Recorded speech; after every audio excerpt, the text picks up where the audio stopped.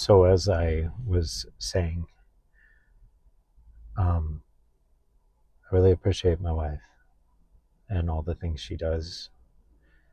I appreciate my kids, um, and I appreciate the opportunity to help more people.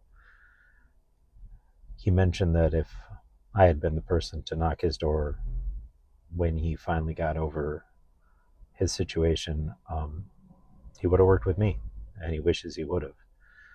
Now, we may still do business together. It all kind of depends, but the people that have been working with him currently have been messing around with the price. They dropped it by about 70,000.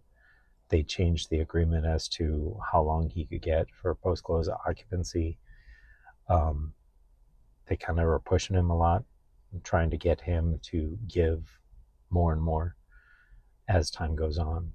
And so it's all something that I realized I didn't do a good enough job. I didn't serve appropriately by getting out there in front of people enough. I get nervous about going to the door, and sometimes I lose my consistency. And as the great mentors all say, being consistent is the only key to success. And you can see that in anything, going to the gym, eating healthy, all those things. Consistency is key. So, regardless, I felt like I should share that story and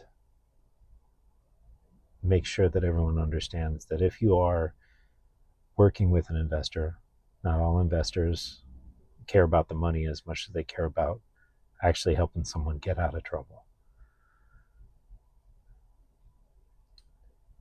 And it takes a lot of these kind of stories to make investors feel like they actually are making a difference, or at least listening when it's needed.